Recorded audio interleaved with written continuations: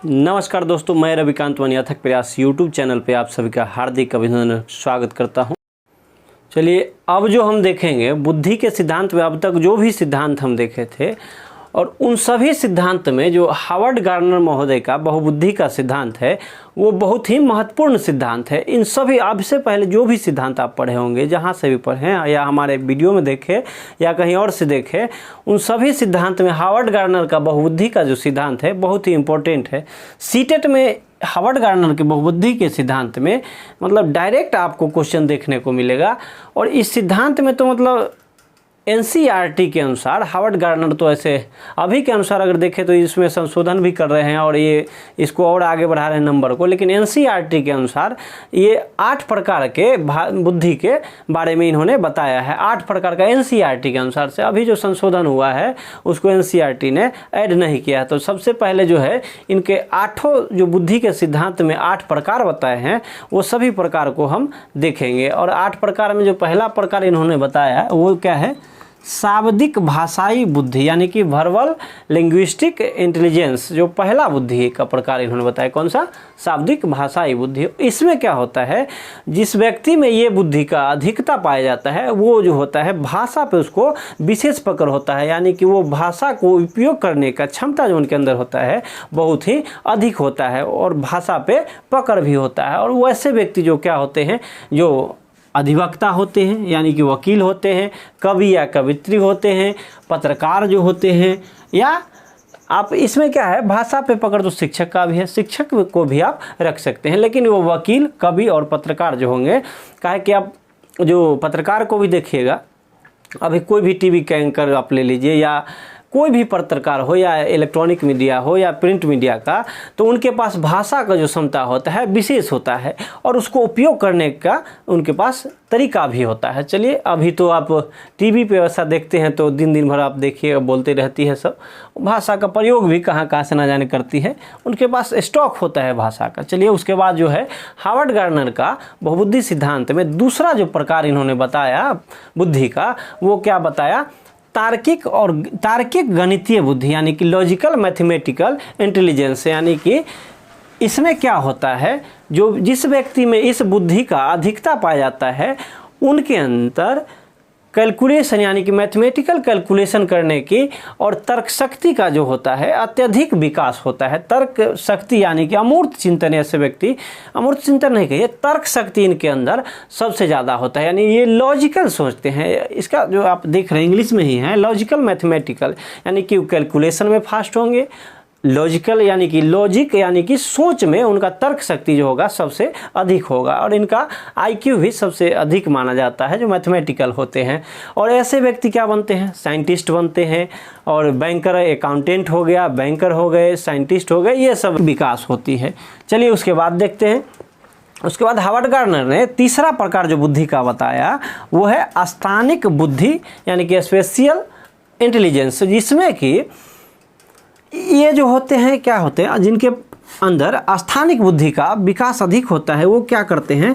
वो अमूर्त चिंतन करने में ज़्यादा विश्वास रखते हैं, यानी कि ये जो है अमूर्त चीज़ों को मूर्त रूप भी दे सकते हैं। यानी कि मूर्तिकार जो होते हैं, अगर आप उनको बता दीजिए जो किस प्रकार का, उनको हुलिया बता दीजिए या उसका पूरा विशेषता बता दीजिए इस प्रकार का बनाना है मूर्ति, तो वो अमूर्त रूप से वो अपने दिमाग में सोच के और उसके आकार को निर्माण कर देते हैं। वो होते हैं मूर्तिकार। चित्रकार भी जो होता है चित्र को बना देता है, अमूर्त रूप से ही वो देखता है, उसके बाद उसको सोच के बना देता है। या आर्किटेक्टर जो होते हैं, डिजाइन जो तैयार करते हैं बिल्डिंग का, वो। या इसमें एक आप देखते हैं शब्द ठेकेदार भी जो होता है अमूर्त रूप से आप उसको डिजाइन बताते हैं या नहीं बताते हैं, उससे भी वो अपना डिजाइन बताता है। आर्किटेक्टर भी चाहे ठेकेदार भी बताता है जो आप किस प्रकार से बिल्डिंग तैयार करेंगे, कहाँ कहाँ उसका क्या होगा, ये सब बताने का वो ठेकेदार करता है। यानी अमूर्त रूप से वो सोच के उसको मूर्त रूप दे देता है, वो स्थानिक बुद्धि जिसमें अधिकता होती है। उसके बाद जो इनका चौथा प्रकार था बुद्धि का वो था शारीरिक गतिक बुद्धि, यानी कि बॉडीली काइनेस्टिक इंटेलिजेंस। इस बुद्धि की अधिकता जिस व्यक्ति में होती है, इस प्रकार की बुद्धि की, वो व्यक्ति क्या होते हैं? डांसर होते हैं, या एथलेटिक्स होते हैं।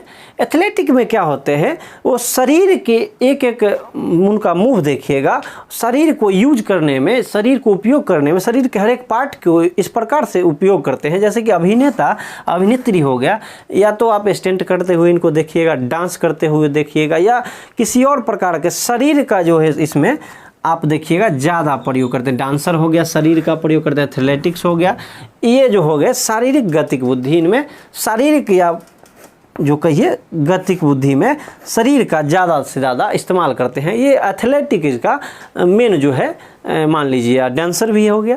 चलिए इसके बाद देखते हैं, ये जो पांचवा अवस्था जो बताए थे, पांचवा प्रकार बताए थे हार्वर्ड गार्डनर ने बहुबुद्धि का सिद्धांत के, उसके बारे में अब देखते हैं। हार्वर्ड गार्डनर महोदय ने जो पांचवी प्रकार बताई है बुद्धि की, जो बहुबुद्धि की पांचवी प्रकार जो बताया है, वो क्या है, संगीतात्मक बुद्धि। पांचवा प्रकार क्या है, संगीतात्मक, इसको म्यूजिकल इंटेलिजेंस कहते हैं। और इस प्रकार की बुद्धि का विकास जिन व्यक्तियों में होता है वो क्या होते हैं, गायक होते हैं, यानी कि सिंगर, वो गायक होते हैं, एंटरटेनर होते हैं। और जो गायक, इनकी जो संगीत में जिसका दिलचस्पी अधिक हो, वो म्यूजिकल इंटेलिजेंस उसमें अधिक पाया जाता है। ऐसा नहीं है, हम लोग भी संगीत गाते हैं, लेकिन वैसा हम लोग नहीं होंगे।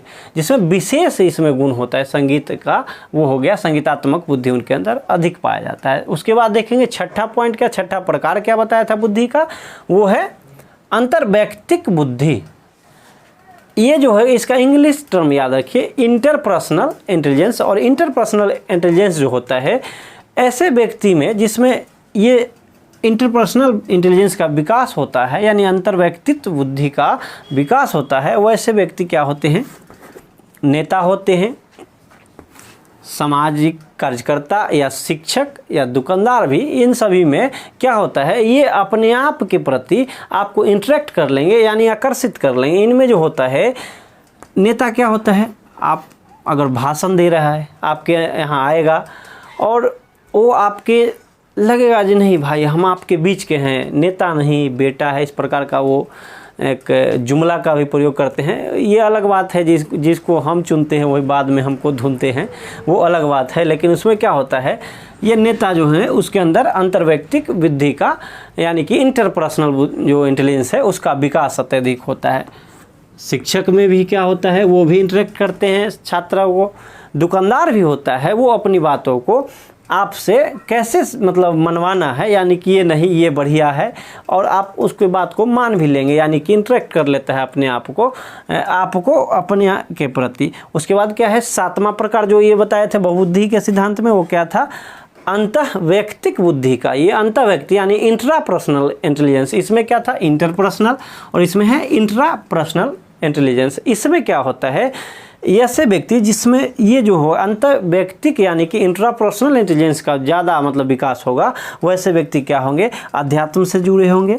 यानी कि इसमें आप ले लीजिए उदाहरण के तौर पे आप देख सकते हैं, धार्मिक गुरु जितने भी होते हैं उनके अंदर ये क्या होता है, अंतःवैयक्तिक बुद्धि यानी इंट्रापर्सनल इंटेलिजेंस की अधिकता होती है। उसके बाद है आठवां जो प्रकार इन्होंने बताया था क्या, बुद्धि का। बहुबुद्धि के 8 प्रकार जो बताए थे, उसमें बहुबुद्धि का जो 8वां प्रकार था वो था प्रकृतिवादी बुद्धि, यानी कि नेचुरलिस्टिक इंटेलिजेंस। नेचुरलिस्टिक इंटेलिजेंस इसमें क्या था, इस प्रकार जो 8वां प्रकार जो है प्रकृतिवादी बुद्धि जो जिसमें अधिक पाया जाएगा, वो क्या होगा, वो पर्यावरण प्रेमी होंगे। और पर्यावरण प्रेमी ऐसा नहीं, उसमें आप किसान को भी ले सकते हैं। किसान क्या होता है, पर्यावरण से प्रेम करता है किसान, यानी कि उसको ज़्यादा लगाव रहता है पर्यावरण से। ऐसे भी पर्यावरण प्रेमी होते हैं जो कि नाम के भी होते हैं, लेकिन किसान जो होता है वो काम के पर्यावरण प्रेमी होते हैं। उसके बाद NCERT के अनुसार अगर देखेंगे तो बहुबुद्धि के 8 ही प्रकार है, लेकिन इसमें जो एक संशोधन हुआ यानी कि नया प्रकार भी है हार्वर्ड गार्डनर का ये दिया गया था। इसमें क्या था, 9वां प्रकार जो था अस्तित्ववादी बुद्धि। ये जो 9वां प्रकार बताए थे वो अस्तित्ववादी बुद्धि, इसको आप सीटेट में तो ऐसा नहीं है, इसका नहीं आता है, लेकिन आप देख लीजिए 9वां प्रकार क्या था, अस्तित्ववादी बुद्धि। इसमें क्या होता है, इस प्रकार के जो मतलब व्यक्ति होते हैं जिनमें कि इस प्रकार की बुद्धि की अधिकता होती है, वो क्या होते हैं, अपने अस्तित्व के बारे में हमेशा सोचते हैं, मैं कौन हूँ, कहाँ से आया, ये सृष्टि का क्या निर्माण का प्रक्रिया है, और इस प्रकार के तमाम प्रकार के जिज्ञासु प्रवृत्ति के होते हैं और वो हमेशा समाज की भलाई के लिए सोचते हैं। जैसे साधु संत हो गया, ये हमेशा अपने अस्तित्व के बारे में जानना चाहते हैं। फिलोसफर हो गए, ये सब जो है अस्तित्व के बारे में विशेष कर जानना चाहते हैं। चलिए अब इसके बाद जो है हावर्ड गार्डनर का हम 8 प्रकार जब देख लिए, यानी कि 9वां प्रकार भी हमने बताया, लेकिन इसका उससे ज़रूरी नहीं है। सीटेट के दृष्टिकोण से ये जो 8 प्रकार बताए हैं बुद्धि का, बहुबुद्धि के सिद्धांत में हावर्ड गार्डनर ने जो बताया वही 8 प्रकार अगर देख लेते हैं तो सीटेट का ऐसा क्वेश्चन नहीं है कोई ऐसा जो आप छूटेगा, लेकिन इसमें डायरेक्ट रहता है सीटेट में क्वेश्चन, इसलिए आप इसको विशेष रूप से हावर्ड गार्डनर को देख ही लीजिएगा। और इस बहुबुद्धि के सिद्धांत के बारे में भी विस्तृत रूप से आपको बताया। चलिए ये बुद्धि का जो टॉपिक था, अध्याय था, अभी समाप्त हो रहा है। और कैसा लगा ये वीडियो के नीचे कमेंट बॉक्स में ज़रूर बताइएगा। वीडियो अगर अच्छा लगे तो लाइक भी कीजिए और दोस्तों के साथ शेयर कीजिए एवं चैनल को सब्सक्राइब कीजिए। धन्यवाद।